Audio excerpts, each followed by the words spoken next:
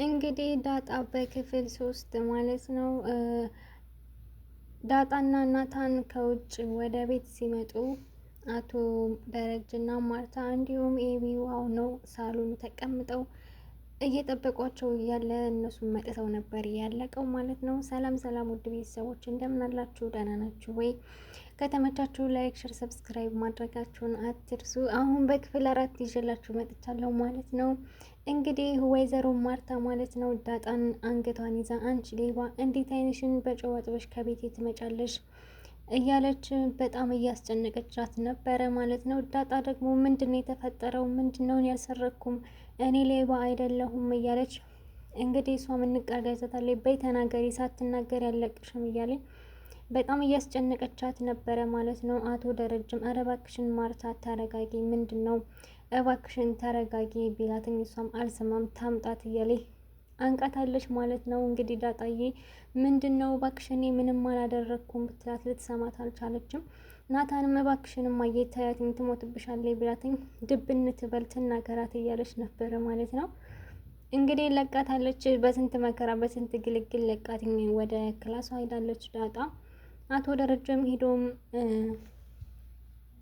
ወስድሽ ከሆነ ንገሪኝ፣ ምንድን ነው የተፈጠረው? ወስደሽዋል ወይ ሲላትኝ እኔም በፍጹም ማውቀው ነገር የለም፣ እዚህ ነገር ውስጥ የለሁበትም፣ እኔ አልወሰድኩም፣ እኔ ሌባ አይደለሁም። አዎ ከዚህ በፊት እሰርቅ ነበረ፣ ግን የምሰርቀው ለመብላት ነበረ እንጂ ሌባ ሁኜ አይደለሁም።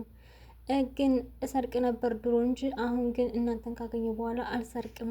እኔ ሰው ነው የራበኝ፣ እህቶች ካሉ ለእኔ በቂ ነው ስትለው እና ማን ሊወስደው ይችላል? የጠፋው እኮ ከባድ እቃ ነው ዳጣ።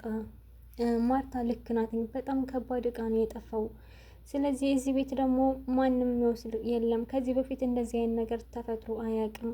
እንደምታየው ግቢው አስተማማኝ ነው፣ ልጆቹም አይወስዱም ሲላት ማለት ነው። እና አንተ ምን እንደወሰድኩትን ታምናለህ ወይ ስትለው አይ አትፍረጅብኝ፣ እንደምታዩ ነገሮች ሁሉ በጥንቃቄ ነው፣ ግቢው እንደምታዩ ነው እና ማን ሊወስደው ይችላል ሲላትኝ እኔ አልወሰድኩም፣ እመንም አትመንም አይመለከተኝም፣ እኔ አልወሰድኩም።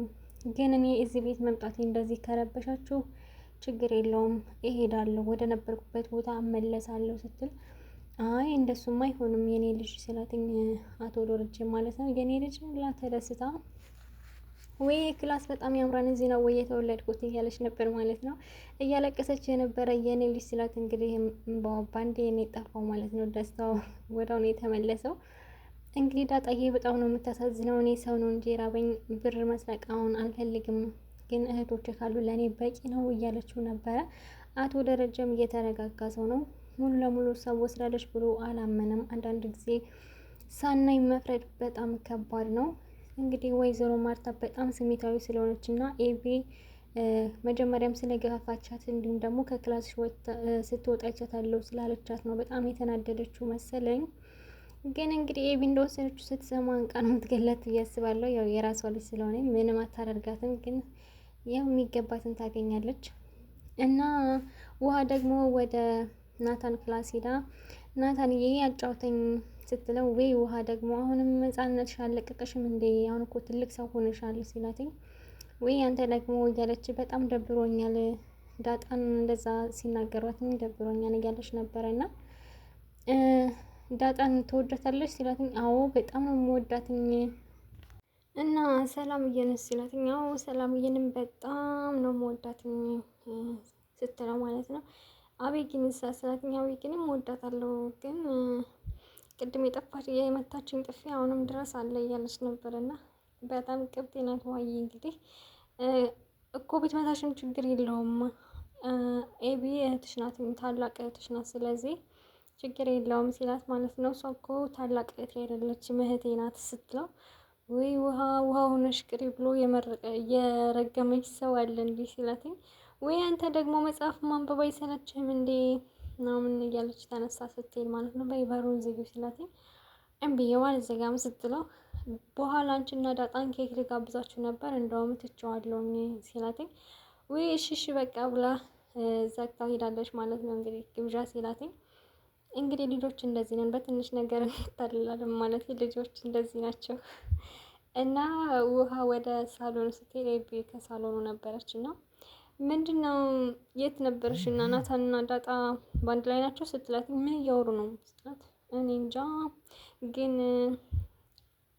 ናታን ኬክ ሊጋብዘኝ ነው ስትላትኝ የት መቼ ስትላትኝ የት ሊሆን ይችላል ያው ኬክ ቤት ነው እንደውም አላመጣልሽም ተዩ ብላ ተኮረፋ ሄደች ማለት ነው። ተዩ ብላ እሷም ዝም አለቻትኝ። እንግዲህ ኤቢ አቤጊ ማለት ነው በጣም ነው የምትቀናባት በዳጣ እና እንግዲህ የሁሉ ቅናት ዳጣ ከናታን ጋር ስለሆነች ነው ማለት ነው። በነገራችን ላይ ቅናት ብዙ ነገር ያደርጋል። ቅናት በጣም ከባድ በሽታ ነው። እናም አቶ ደረጀ እንደምንም ብሎ ወይዘሮ ማርታን ማለት ነው አሳምኗታን እባክሽን ለፖሊስ መስጠት የለብንም ተረጋጊ፣ ልጅቷንም አሁን ማባረር የለብንም፣ እንዴት ይህንን ያህል ዕቃ ጠፍቶ እናባራታለን? ስለዚህ እኔ እንደምንም ብዬ በዚች 2 ቀን እውነቱን አወጣዋለሁ እና እባክሽን ተረጋጊ ብላት፣ እንዴት ነው የምረጋጋው? እንዴት እኔ እኮ ማስበው ለልጆችም ይቺ ልጅ ዛሬ ወርቄን ከወሰደች ነገ ደግሞ ልጆችን ምን እንደምታደርግብኝ አንተ ታውቃለህ እና እያለች እየተቆጣች ነበረ። አቶ ደረጀ እባክሽን ተረጋጊ፣ እኔ ለፖሊስ አልሰጣትም፣ እኔ ግን እንደምንም ብዬ በዚህ 2 ቀን ውስጥ አወጣዋለሁ እውነቱን፣ ወርቁን ከወሰደችውም እንድትመልሰው አደርጋለሁ፣ ግን እሷ አትውሰደው አትውሰደው እርግጠኛ አይደለንም እያለ ነበር አቶ ደረጀ።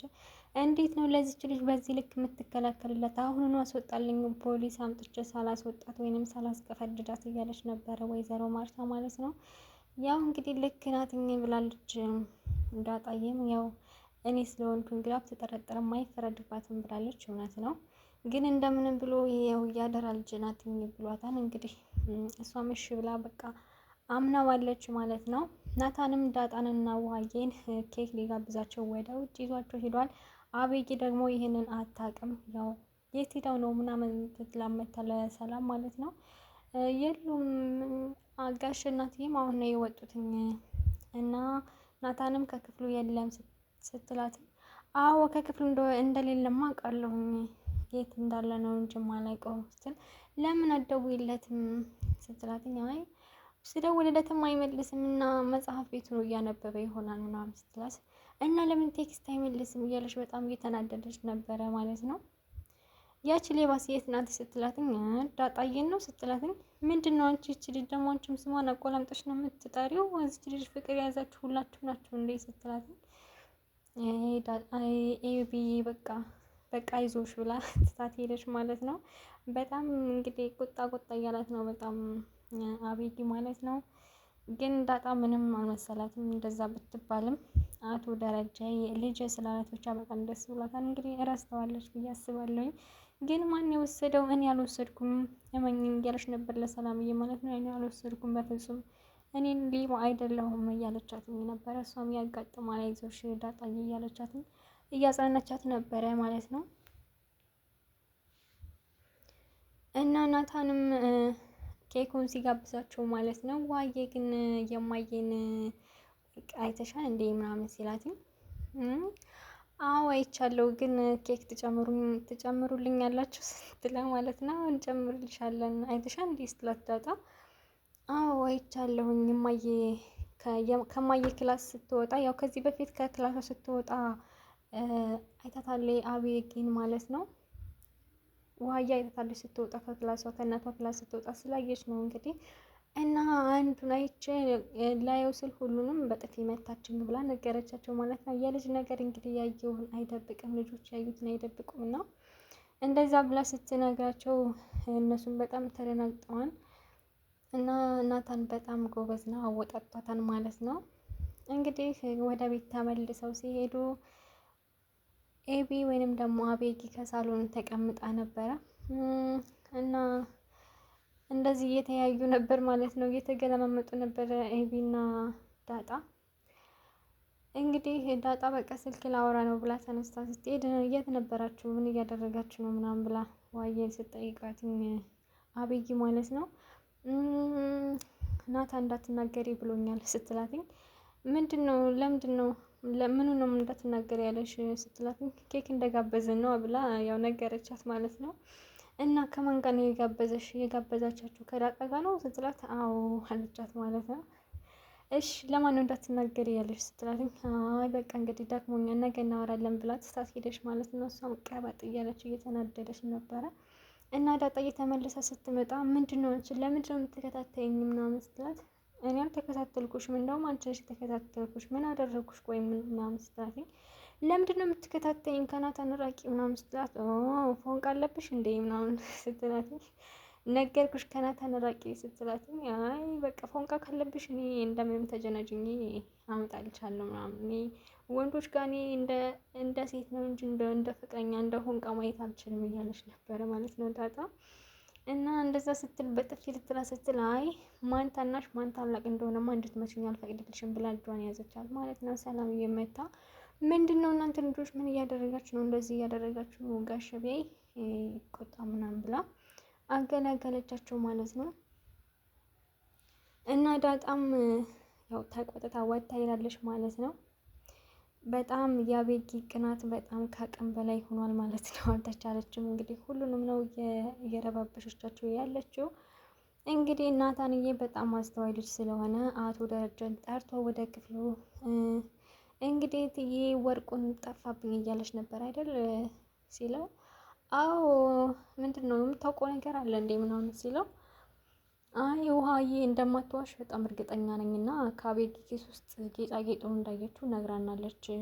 ግን ይህንን ያደረገችው ለክፋት አይመስለኝም አለ ማለት ነው ናታን። ያ ቀን ያው በጣም አቤጊ በጣም ተንኮለኛ ሴት እንደሆነች ናታን ያውቃል እና በጣም እርግጠኛ ሆኖ የነገረው ለአቶ ደረጀ። እና አቶ ደረጀም እንዴት እንደዚህ ታደርጋለች አቤጊ እያለ በጣም ተናዶ ከክፍሉ ወጥቶ ወደ እሷ ክላስ ወይንም ደግሞ ወደ እነሱ ክላስ ሄዶ ያው ቦርሳዋን ይዞ ነበርና በኃይል እና በቁጣ ጠርቷት ምንድን ነው ዳዲ ስትለው፣ አይ ዳዲ አትበኝ ምናምን ግቢና ባሩን ዝጊው ምናምን አላት እና ገባች። እሷም ነይ ቦርሳውን ክፈችው አላት ማለት ነው። ምንድን ነው ዳዲ ለምንድን ነው የምከፍተው ስትለው፣ ነይ ክፈችው ብዬሻለሁ ክፈችው አባትሽ ነኝ ስለዚህ አባትሽ የሚልሽን ነገር ታደርጊያለሽ ክፈችው ሲላትኝ በጣም እየተንቀጠቀጠች እና እየፈራች ቦርሳውን ለመክፈት እየሞከረች እያለ ነው እንግዲህ ድራማው ያለቀው ማለት ነው። እንደኔ ግን አቤጌ ከቦርሳው ውስጥ የምታስቀምጠው አይመስለኝም። እንግዲህ ጌጣጌጡ ሌላ ቦታ ነው የምታስቀምጠው፣ ከቦርሳዋ እንደዚህ በቀላሉ አታስቀምጠውም። ያው እንግዲህ ለማጓጓት ነው ሻንጣዋን ወይም ደግሞ ቦርሳዋን እየከፈተች ድራማው ያለቀው። እኛ እንድንጓጓ ይመስለኛል እንጂ ቦርሳ ውስጥ በፍጹም ጌጣጌጡን የምታስቀምጠው አይመስለኝም። ሌላ ቦታ ነው የምትደብቀው። እንግዲህ በክፍል 5 እንጠብቃለን ማለት ነው። ውድ ቤተሰቦች ከተመቻችሁ ላይክ እንዲሁም ሰብስክራይብ ማድረግ አትርሱ። ለምታደርጉ ከወዲሁ አመሰግናለሁኝ። በሌላ ቪዲዮ እስከምንገናኝ ድረስ ቸር ሰንብቱ እያልኩ ከወዲሁ እሰናበታችኋለሁ።